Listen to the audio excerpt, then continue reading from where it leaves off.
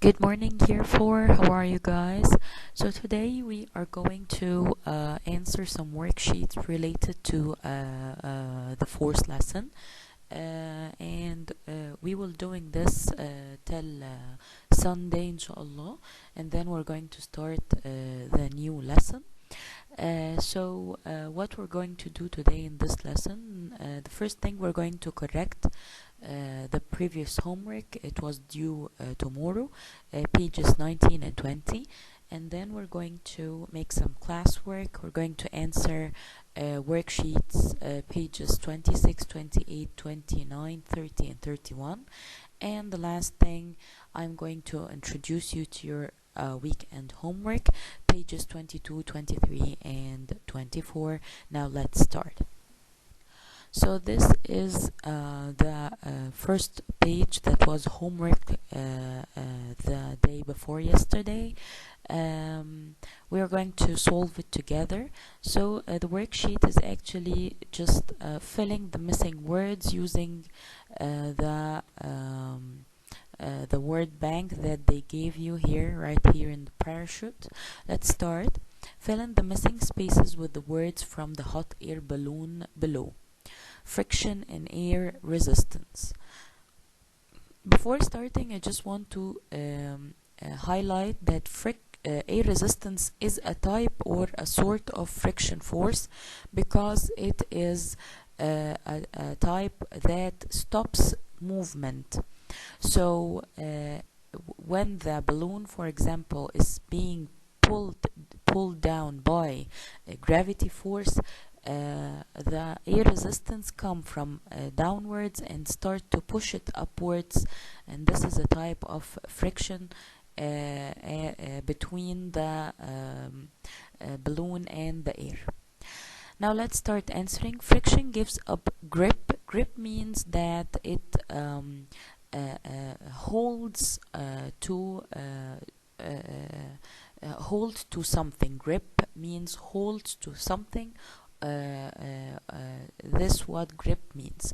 Friction gives up grip between two, so the answer will be two surfaces. Friction produces what? Friction. Now I'm going to remind you of an example so that you can answer this easily. Friction, when you are cold, your hands are cold, you start rubbing them against each other, and this will produce heat. Friction is very useful on our shoes. It stops us from doing what? Slipping or sliding across the floor. It's a useful grip. Again, the word grip means hold. For car, what is rolling on the road? Which part of the car? Of course, the tires. When skiing or ice skating. What's the difference between skiing and skating? Skiing is sliding on snow, while skating is sliding on ice. And there is a difference between ice and snow, and I think you will notice that ice is always more solid and more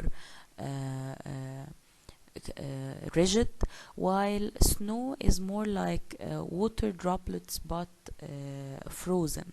So skiing is the sliding on snow, while skating is sliding on ice. We would like to, when skiing or ice skating, we would like to the amount of friction. Do you need friction while you skiing or skating?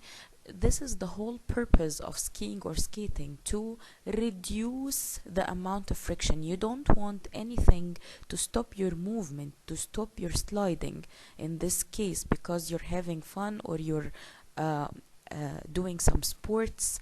So we would like in skating or skiing to reduce the amount. Reduce means minimize or make it less, the amount of friction, to make it easier to slide. If roads are icy, cars can slip and slide because there is less, of course, friction on ice than on tarmac. Air dash is the friction between dash and objects moving through it. So air resistance, as I told you at the beginning, is the friction between the air, of course, and the object moving through it. A car is any car will should have a specific shape so that the amount of air pushing it backwards will be minimized or be as less as possible, or else the car will stop moving. It has to be streamlined in shape to allow air to pass over it more freely, whereas what needs a large area of resistance, of course a parachute, to slow it down. So the parachute, just like this is a a hot air balloon, the parachute looks very much like it. The fabric in the of the parachute should be as wide as possible so that it would slow down the parachute while going down to the air resistance. The air pushes back the balloon or the parachute, so it would slow it down. The next page of our homework is page 20, worksheet 14. Fill in the space with words from force meter below. Forces.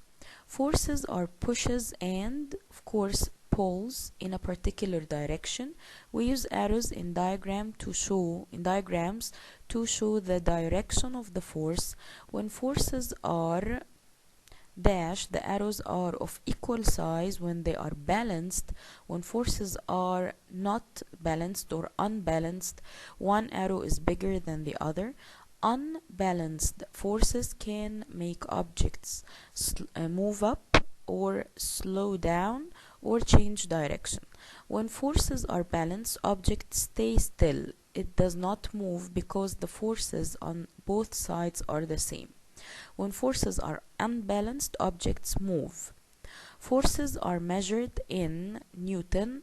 After the famous scientist Isaac Newton, he also discovered gravity after watching an apple fall to the ground from a tree. Now let's start with our classwork today. We're going to start with page 26. The question is, choose the correct answer. Number 1, when an object falls, air resistance. Now I want you to pause the video. I want you to look at the questions from page 1 number 1 to number 6 and start answering them. Write them down and then come back, play the video and see if your answers are true or false. I'm going to give you a second to pause the video, answer the questions, and then replay it to see if your answers are wrong or right.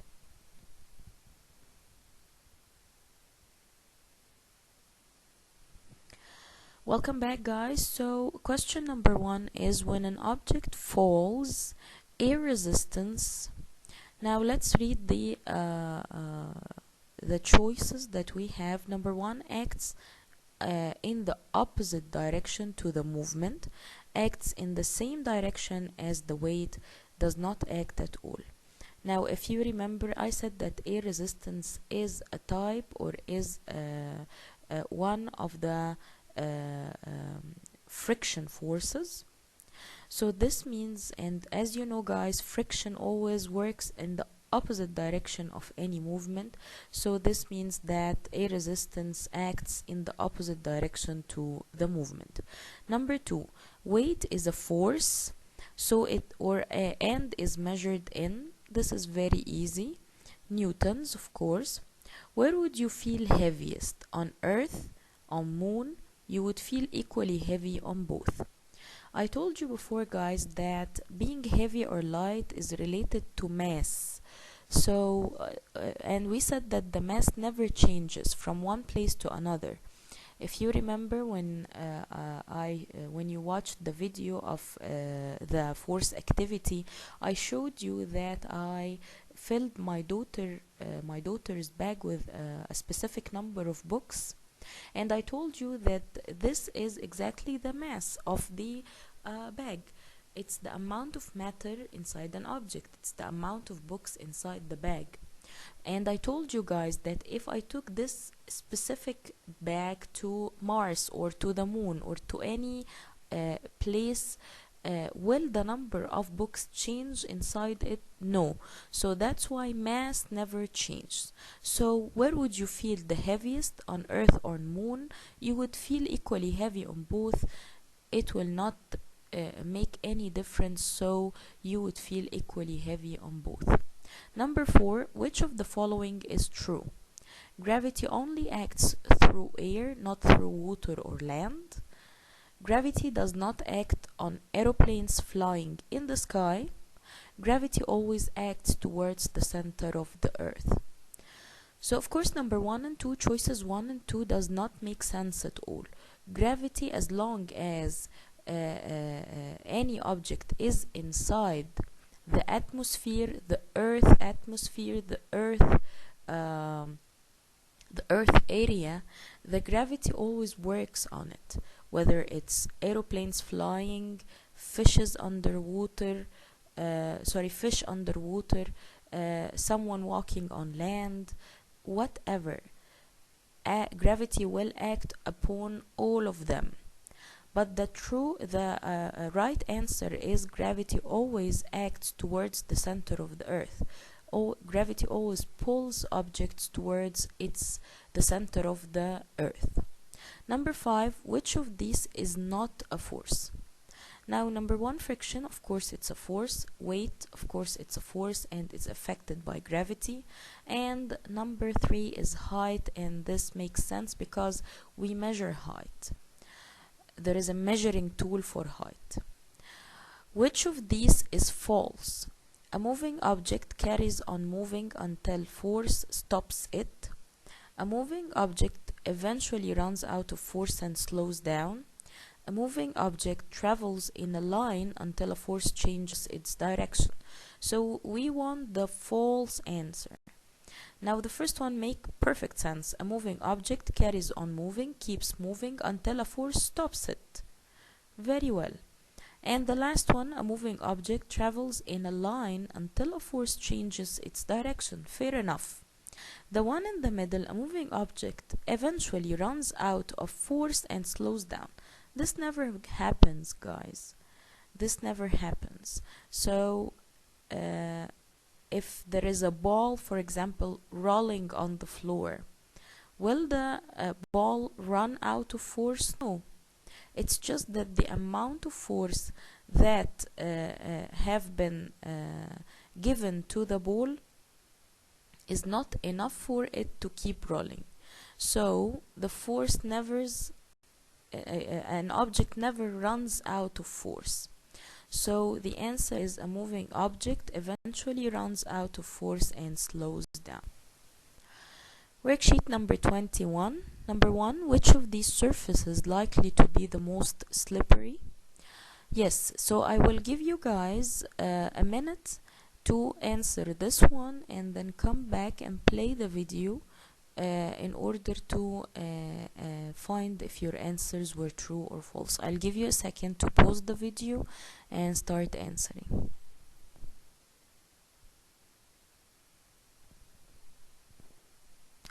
Okay guys, so which of these surfaces likely to be the most slippery? Let's read the choices. Smooth dry surface, rough dry surface, smooth wet surface, or rough wet surface. Of course, it's very obvious that the perfect combination for slipping is smooth and wet surface. Number 2, a cyclist is riding along a level road. She stops pedaling and the bicycle slows down. Tick these statements true or false. There is a force keeping the bicycle moving. This is false because she is not, they mentioned that she stopped pedaling. So the force that keeps the bicycle moving stops. The second one is there is a force slowing down the bicycle. This is true and this is gravity force because it will pull back the bicycle to towards the center of or towards the down area of the road. Number 3, some children investigate how easy it is to make a trolley start to move along the floor. They try different floor coverings. Here are their results. So those are the results of the experiment the kids or the children are doing. They tried different coverings for the ground, and then they measured the amount of force they needed in order to move the trolley on the different types of coverings. So this means that the smallest bar represents the smallest amount of force. So this means that it was really easy for them to move the trolley on this specific covering, while the highest bar or the longest bar will represent the most amount of force that they exerted in order to move the trolley on this specific covering. So this means that they found it really hard to move the trolley on this specific surface. So here are the results. Number 1, write the correct units for measuring force by the side of the bar chart. So here they wrote force meter reading. So this numbers are forces. They are readings of forces. So it should have a specific unit, and we all know that the unit of force is Newton. Number 2, on which surface was it easiest to move the trolley? So if you watched here, guys, you will find, as I told you, that the shortest bar represent the least force or the least amount of force they exerted. So this means that it was really easy for them to move the trolley on this surface, and this surface is the wooden floor. Number 3, which force affects how easy it is to make the trolley move? In this case, when they tried different surfaces, they are actually exerting or creating different types of friction or different amount of friction force. So in this case, what really affects the how easy it is to make the trolley move is the friction force. The last one is the children try pulling harder. What happens to the trolley's movement? You know that when we, for example, kick the ball harder, it will move faster. So it goes the same here. When you pull the trolley harder, the movement will be affected by that. The trolley will start to move faster. Now this is the rest of the worksheet, guys. I'm going to let you finish answering it and then come back and replay the video in order to check your answers.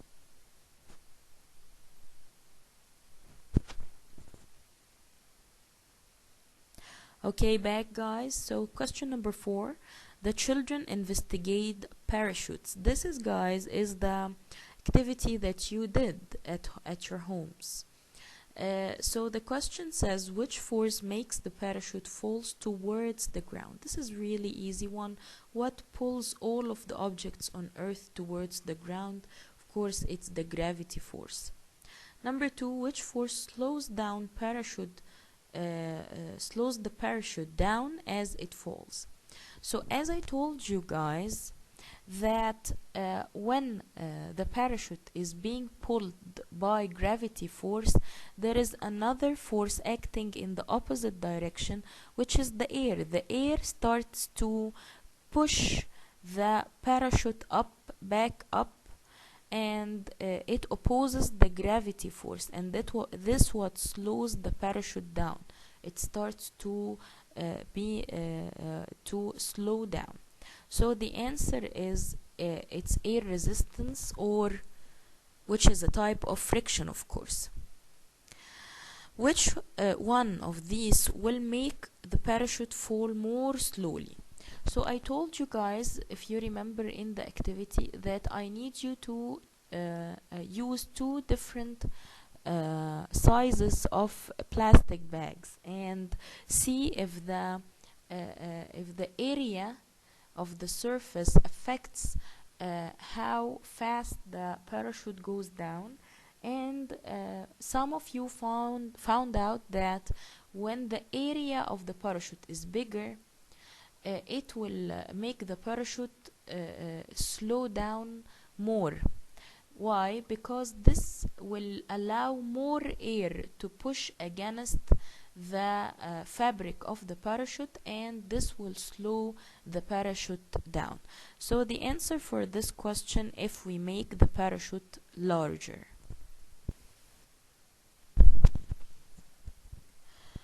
Worksheet number 22 is an experiment using boats.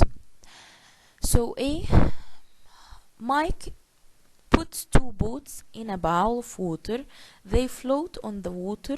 Mike pushes down on one of the boats with his finger. Now I'm going to give you guys a minute to answer this page and then come back and replay the video in order to find out if your answers were true or false.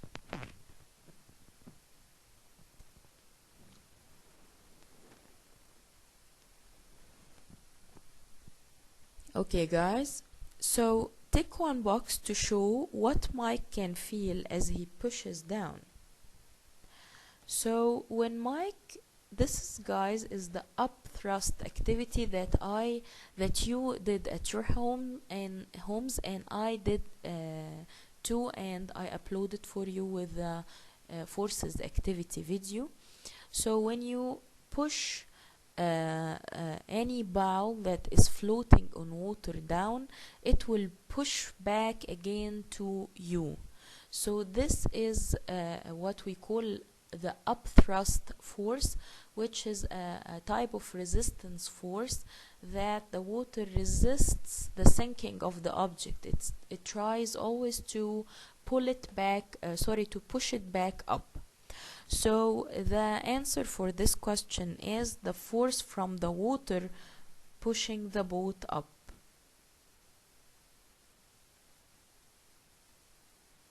Question B. Mike makes masts for the boats with straws. He attaches the masts to the boats using modeling clay. So here we have two boats, and they put this rod is called the mast. So he fixes the mast in the boats using the modeling clay. The question is, explain why boat 2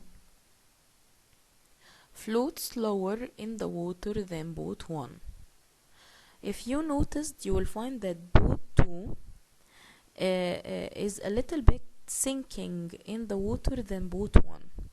So it's very obvious that the modeling clay size here is smaller than the modeling clay size in boat 2.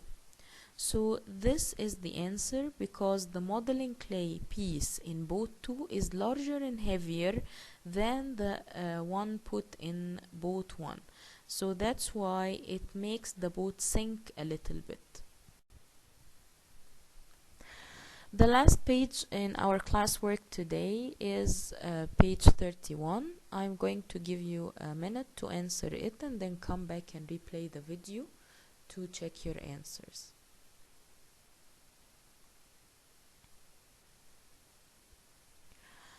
Now question C says Mike makes sails for the boats out of paper. This is the sail. He uses a straw to blow one of the boats along. Draw an arrow on the picture to show the direction of the force pushing the boat along.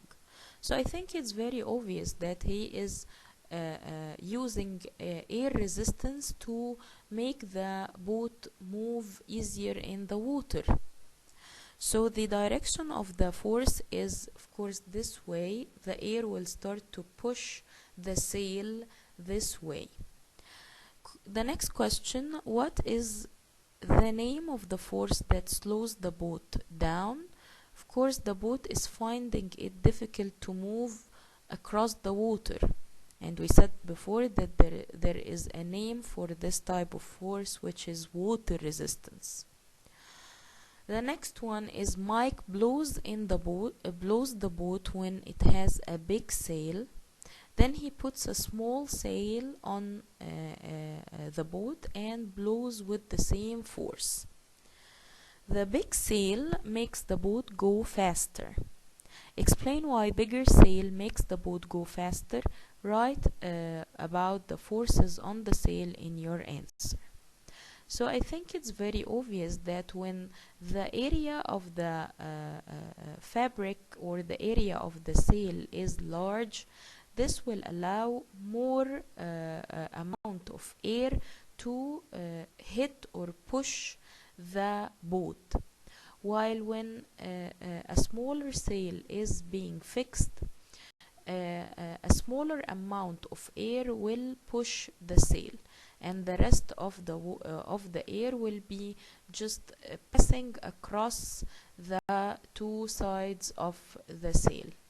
While in this case there is a very big area for a larger amount of air to push the big sail. So the answer is because the big sail has a bigger surface, allows the air to push the boat more. Now let's come to the homework of your weekend. This is very easy. You just have to circle the best answer. They gave you a picture here of two people pulling the ropes, and they wrote the amount of forces above them, the amount of forces of each group, and they want you to circle the best answer. So for example, the forces shown above are, is it pushing or pulling? You have to pick one of them. The same goes with the rest of the questions. Here is also the same idea, but it is related to this picture. So from 1 to 6 is related to this picture. From 7 to 12 is related to this picture. Next is page 23, and it's the completion of the previous worksheet. So you have here 3 questions. The first one, 13, 2 movers are trying to move a heavy box. One mover pushes to the right with a force of 150 newtons. The other moves pushes to the left with a force of 200 newtons. Draw and label the forces on the diagram. So at the beginning you have to draw the labels, and I want you to pay attention to the type of force here, and you have to write the amount of force above each one. B, will the box move? So you have to pay attention again, guys, to the amount of force being exerted by the two movers, and then you have to decide yourself. If yes, in what direction, and if no, why not? Now question 14, 2 movers are trying to move a heavy chair. The mover pulls to the left with a force of 200 newtons. The other mover pushes to the left also with a force of 200 newtons. Draw a label the forces on the diagram. So you have to pay attention to the types of forces that the two movers are exerting, and then you have to decide will the chair move or not, and in what direction if yes, and why not if no. Question number 15 says 4 children are fighting over the same toy. Mike is pulling north with a 50 Newton force. Justin is pulling east with a 40 Newton force. Chantal is pulling south with a 50 Newton force, and Taikira is pulling west a 30 Newton force. Now you have to draw and label the forces. Those are too many forces, and you have to pay attention to the type of force that each one of the kids are exerting, so that you can know the direction of the force. In which direction will the toy move, and who gets the toy. So you have to look at the amount of force exerted by each one of them, and you will determine in which direction will the toy move. Is it north, south, or east, or west? And then the third one, who gets the toy? Of course, the one with the higher force. I just gave you the answer. You have to write his or her name. Now this is the third page that you're going to be solving in the weekend. The question says a driver and a passenger get out of their car that has run out of gas on a city street. They cannot agree on which gas station is closer, so they begin pushing with equal forces on opposite ends of the car. Make a sketch of this car pushing situation using arrows to represent the forces on the car. So each one of them is pushing on the opposite ends of the car. So both of them are pushing, and both of them are in the opposite ends of the car. So you just have, if you cannot print this, you can draw it in an external paper and take a picture of it and upload it instead of this page.